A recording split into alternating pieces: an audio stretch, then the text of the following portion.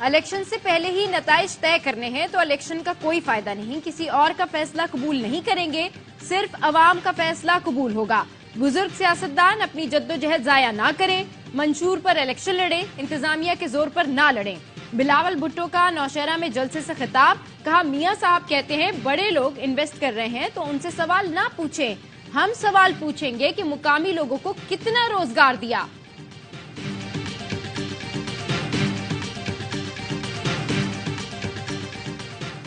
نگراں وزیر اعظم انوار الحق کاکڑ نے غزہ میں قتل عام کو بچوں کا ہولوکاسٹ قرار دے دیا۔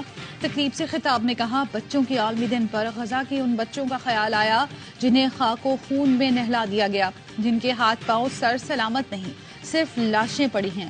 پروفیشنل فوج سے لڑتی ہے، نہتے بچوں کو قتل نہیں کرتی۔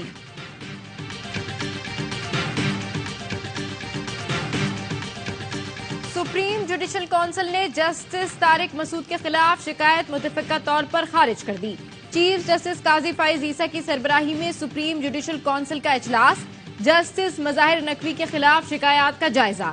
جسٹس مظاہر علی نقوی نے سپریم جوڈیشل کونسل کی کارروائی روکنے کی استدعا کر دی۔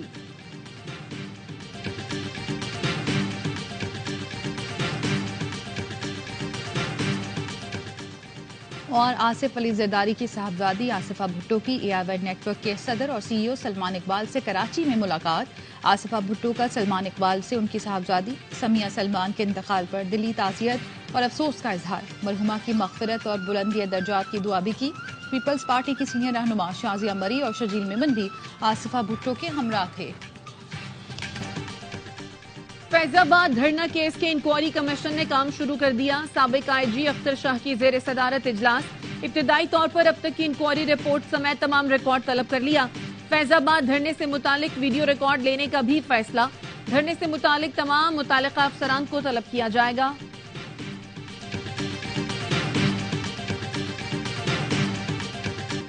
صحافی جان محمد مہر کے قاتلوں کی عدم گرفتاری، پی ایف یو جے کی کال پر ملکی احتجاج، کراچی، اسلام آباد، کوئٹہ، سکھر اور عمر کوٹ میں مظاہرے۔ کراچی پریس کلب سے وزیر اعلیٰ ہاؤس تک احتجاجی مارچ، پی ایف یو جے رہنما افضل بٹ، لالا اسد پٹھان اور دیگر صحافی رہنماؤں کی شرکت۔ صحافی رہنما افضل بٹ نے کہا 95 دن گزر چکے، تاحال قاتل گرفت میں نہیں آئے۔ صحافیوں نے حکمرانوں کو پیغام دیا جان محمد مہر کا قتل کسی صحافی کا آخری قتل ہونا چاہیے۔ سینئر صحافی مظہر عباس نے کہا 15 دن کی مہلت مانگی گئی تھی، 2.5 ماہ بعد بھی ملزم گرفتار نہیں ہوئے۔ ہم جیل جا سکتے ہیں، کوڑے کھا سکتے ہیں، مگر سچ کی راہ سے ہٹ نہیں سکتے۔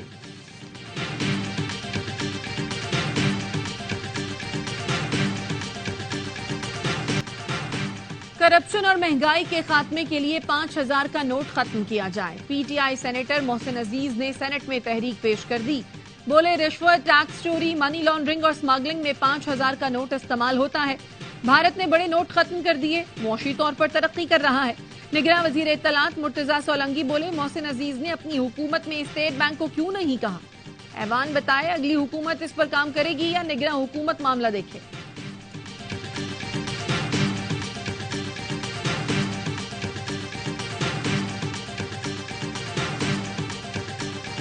دورے آسٹریلیا کے لیے 18 رکنی قومی اسکواڈ کا اعلان کر دیا گیا۔ سائم ایوب کو ڈومیسٹک میں شاندار پرفارمنس کا ایوارڈ مل گیا۔ پہلی بار ٹیسٹ اسکواڈ کا حصہ بن گئے وسیم جونیئر، میر حمزہ اور فہیم اشرف کی ٹیسٹ اسکواڈ میں واپسی ہوئی۔ محمد نواز نئے سلیکٹر کا اعتماد حاصل کرنے میں ناکام، نوجوان بیٹر ہریرا کو بغیر کھلائے اسکواڈ سے ڈراپ کر دیا گیا۔ شان مسعود ٹیم کی قیادت کریں گے۔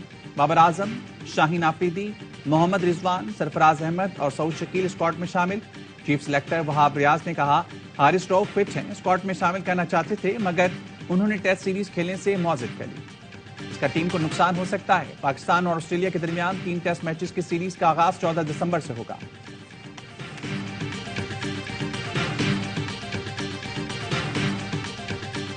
دنیا بھر میں آج بچوں کا دن منایا جا رہا ہے، لیکن غزہ کے بچوں کی پکار سننے والا کوئی نہیں۔